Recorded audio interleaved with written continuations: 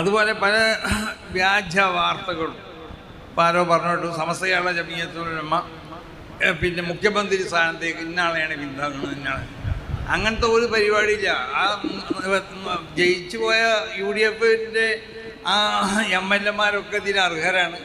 സ്വാഭാവികമായിട്ട് വലിയ കക്ഷിൻ്റെ നേതാക്കന്മാരായിരിക്കും മുഖ്യമന്ത്രിയായി വരിക. അത് ആര് വന്നാലും സമസ്ത കേരള ജമിയത്തുൽ ഉലമക്ക് അതിലൊരു എതിർപ്പില്ല. ആര് വന്നാലും സമസ്ത കേരള ജമിയത്തുൽ ഉലമക്ക് ആവശ്യമുള്ള സംഗതികൾ അവരെ മുന്നേ നമ്മൾ ബോധിപ്പിക്കും. അത് നമുക്ക് സാധിപ്പിച്ച് തരണം. അത് സാധിപ്പിച്ച് തരണമെങ്കിൽ അതിനനുസരിച്ചുള്ള കാര്യങ്ങളൊക്കെ നമ്മൾ ചെയ്യും. അത്രേ പറയുള്ളൂ.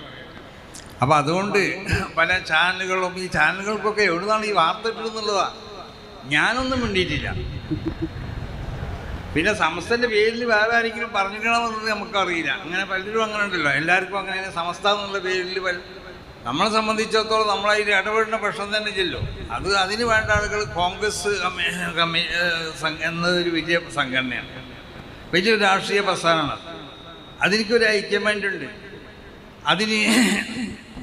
അത് ആരെയാണ് മുഖ്യമന്ത്രിയാക്കേണ്ടത്, അതിന് യോഗ്യനായ ആളുകൾ അവർ മുഖ്യമന്ത്രിയാണ്. അത് ആരാക്കിയാലും വേണ്ടില്ല.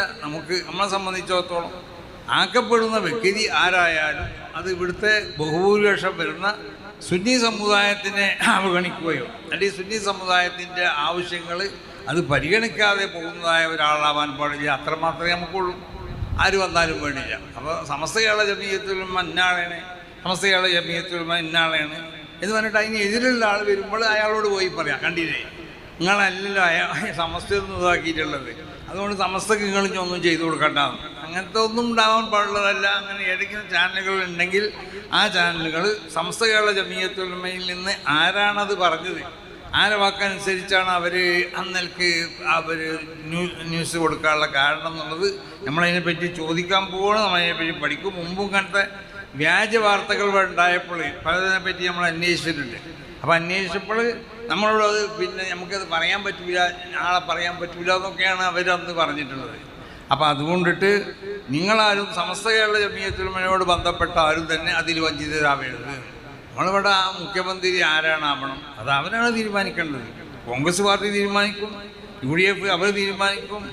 അവർ ആരെയാണോ മുഖ്യമന്ത്രിയായി തീരുമാനിക്കുന്നത് അയാൾ മുഖ്യമന്ത്രിയായി വരും, അത്രേ ഉള്ളൂ. അപ്പോൾ അതുകൊണ്ട് ഇങ്ങനത്തെ രാഷ്ട്രീയ കാര്യങ്ങളൊന്നും നമ്മളഭിപ്രായം പറയില്ല.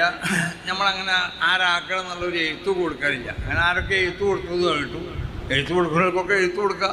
ഞങ്ങൾക്ക് അങ്ങനത്തെ താല്പര്യമൊന്നുമില്ല എഴുത്ത് കൊടുത്തുകൊണ്ടിട്ടോ അല്ലെങ്കിൽ അതിൻ്റെ ശേഷങ്ങളെ നമ്മൾ പിന്നെ ആക്കണമെന്ന് പറഞ്ഞിരുന്നു, അല്ലെങ്കിൽ അതിന് മുമ്പ് തന്നെ എഴുത്ത് കൊടുക്കാനും ഇങ്ങനത്തെ ഒന്നും സമസ്ത കേരള ജമിയത്തുൽ ഉലമക്കില്ല. സമസ്ത കേരള ജമിയത്തുൽ ഉലമ അങ്ങനത്തെ കാര്യങ്ങളൊന്നും ഇടപെടാറില്ല. നമുക്ക് വേണ്ടതെന്ന് പറഞ്ഞാൽ സമസ്ത കേരള ജമിയത്തുൽ ഉലമയുടെ ആശയാദർശങ്ങൾ അഥവാ സുന്നത്ത് ജമാഅത്തിൻ്റെ ആശയാദർശങ്ങൾ, അതിനിവിടെ സംരക്ഷിക്കപ്പെടേണ്ട ഒരു നിലപാടുകളും അതിൻ്റെ മാർഗരേഖയൊക്കെ മുൻകഴിഞ്ഞതായ പണ്ഡിതന്മാർ നമുക്ക് വരച്ച് കാണിച്ചിട്ടുണ്ട്. അതിൻ്റെ ഉള്ളിൽ ഒതുങ്ങി നിന്നുകൊണ്ടാവണം സമസ്ത കേരള ജമിയത്തുൽ ഉലമയുടെ നേതാക്കന്മാരാണെങ്കിലും അതിൻ്റെ പ്രവർത്തകരാണെങ്കിലും നമ്മൾ പ്രവർത്തിക്കേണ്ടത്.